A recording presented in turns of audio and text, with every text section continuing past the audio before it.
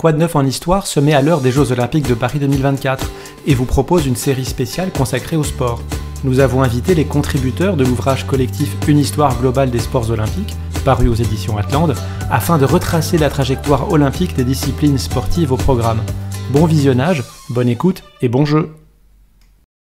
Bonjour, je suis Christophe Guibert, je suis professeur de sociologie à l'Université d'Angers et j'ai co-rédigé avec Thibaut Hossan, doctorant en sociologie à l'Université d'Angers, un article intitulé « Le surf, une activité au prisme des transformations de l'olympisme 2020-2024 » au sein de l'ouvrage Une histoire globale des sports olympiques.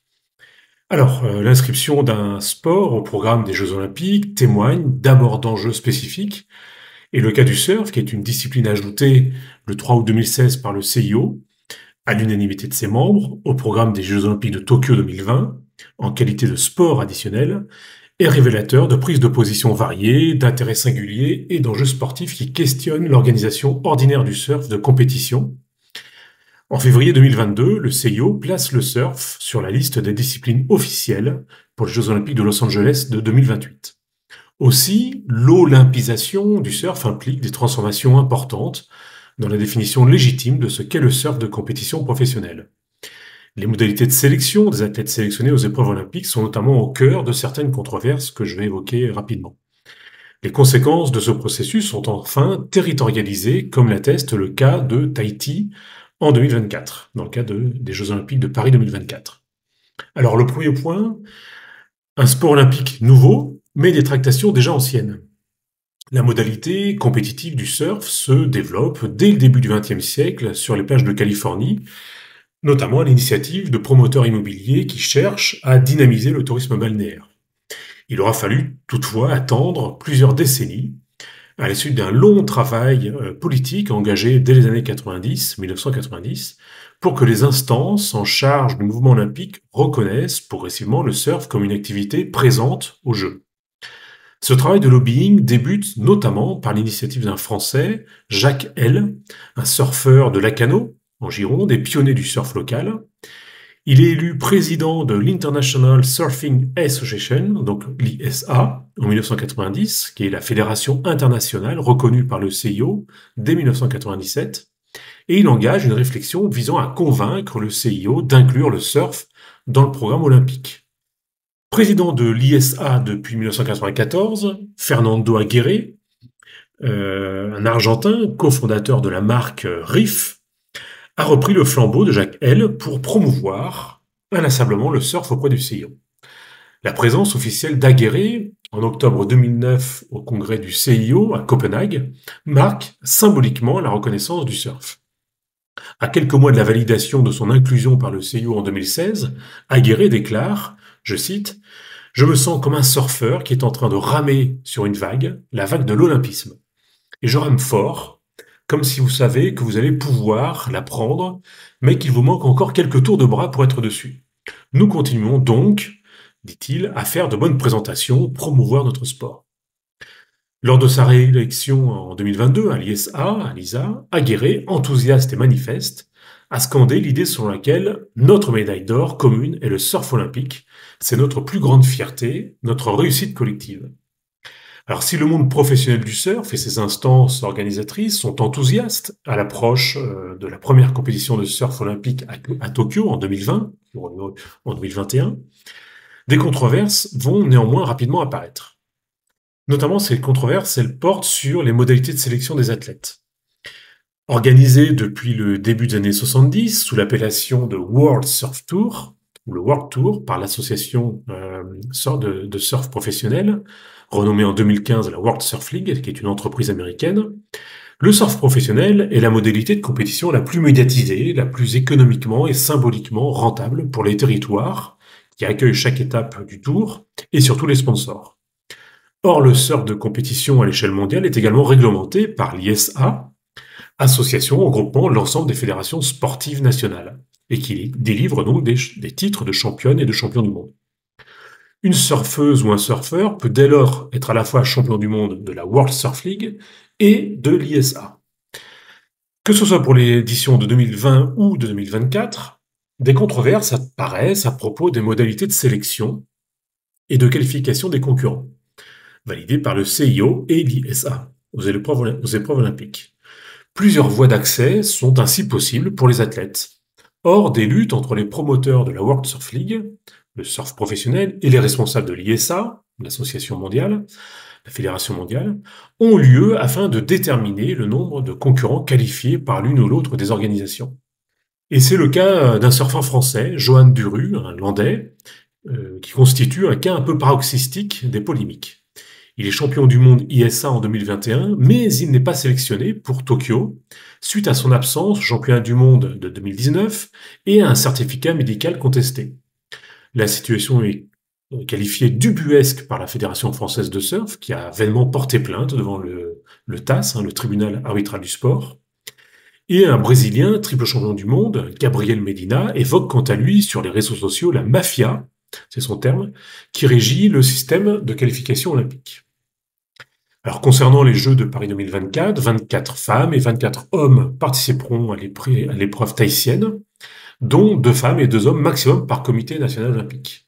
Ce nombre restreint d'athlètes par pays a d'ailleurs incité un surfeur américain, ou d'origine américaine, Kanoa Igarashi, à abandonner cette nationalité en février 2018 au profit de la nationalité japonaise, afin d'être sûr de participer aux Jeux olympiques, la concurrence au Japon étant plus faible qu'aux États-Unis concernant le surf.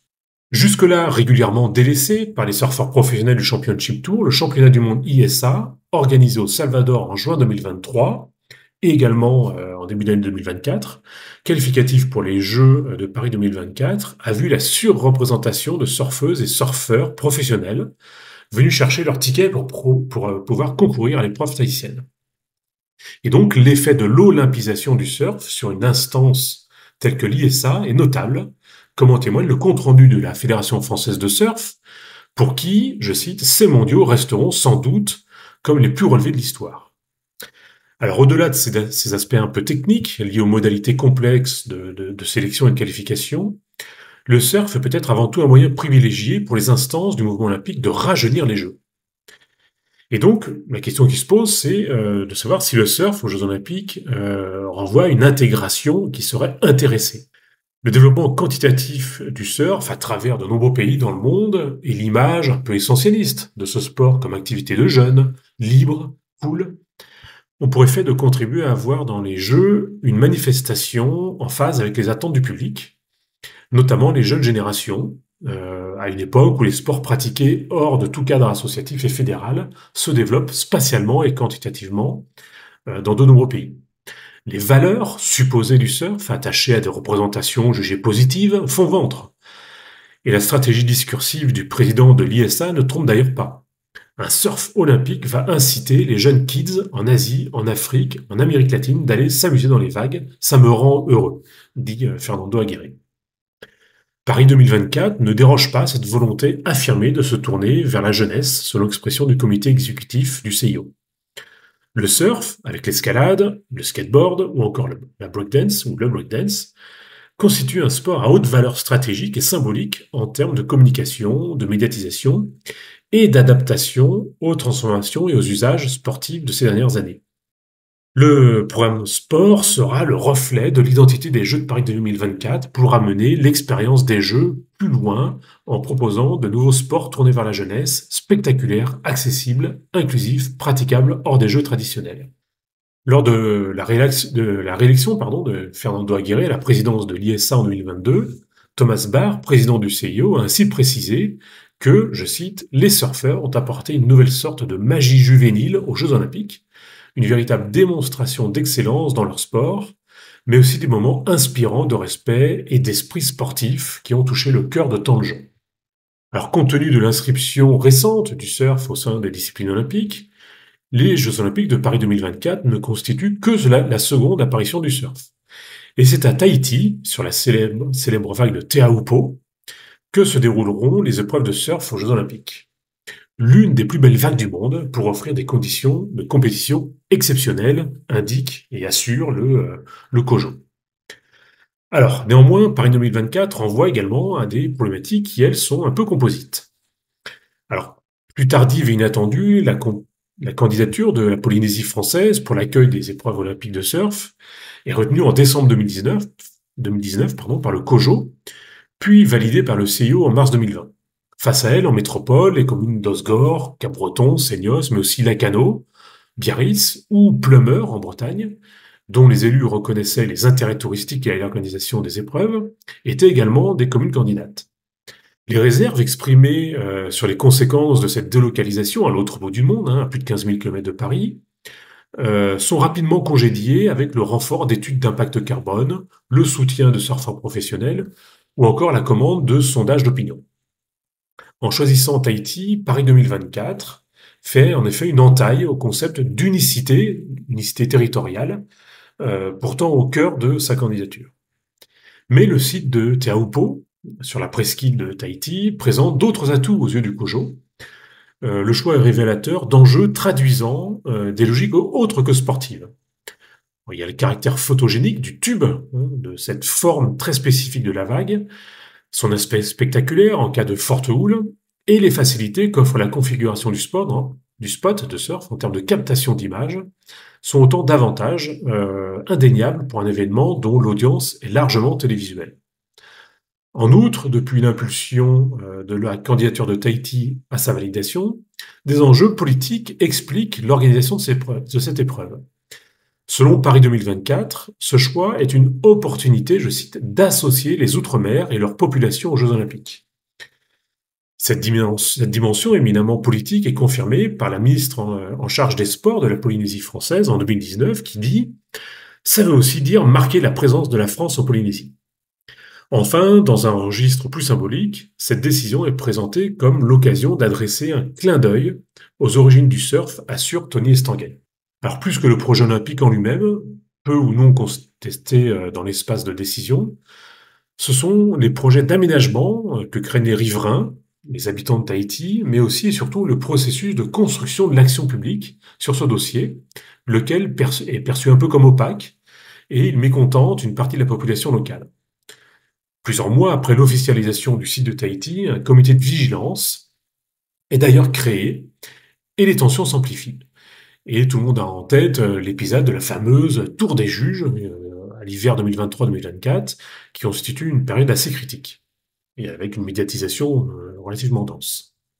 Alors la qualification de 2 athlètes tahitiens qui concourent sous drapeau français, Vainé Fierro chez les femmes et Kaolivast chez les hommes, lors des championnats du monde ISA en juin 2023, renforce néanmoins l'acceptabilité sociale de l'événement, notamment auprès d'une partie ou de totalité de la population tahitienne. Alors pour conclure, rapidement, la présence de cette nouvelle activité sportive au programme des Jeux Olympiques répond à des enjeux pluriels, on l'a vu. À l'appui des représentations qu'il caractérise, le surf contribue, même modestement, à façonner les Jeux Olympiques. Mais l'olympisme n'est pas non plus sans effet sur l'organisation spécifique de ce sport à l'échelle mondiale, comme j'ai pu l'indiquer. Et si Paris 2024 a fait le choix de privilégier une vague naturelle, la vague de Tahiti, et que les prochains rendez-vous olympiques, Los Angeles en 2028, sur la côte pacifique, Brisbane en Australie en 2032, région où la pratique du surf est largement développée, bien tout cela laisse a priori augurer de la possibilité de compétition dans l'océan, mais on peut néanmoins s'interroger sur les éventuels effets de l'olympisation du surf quant à ses modalités de pratique, notamment compétitives. La question qui se pose, c'est si d'aventure un pays hôte ou une ville hôte des Jeux Olympiques ne possède pas de territoire côtier, la question qui se pose, c'est de savoir si les épreuves de surf seront délocalisées dans des vagues naturelles ou si elles seront organisées dans des surf parks, autrement dit des vagues naturelles. Et là, le doute est encore tout à fait présent. Voilà, merci pour votre attention.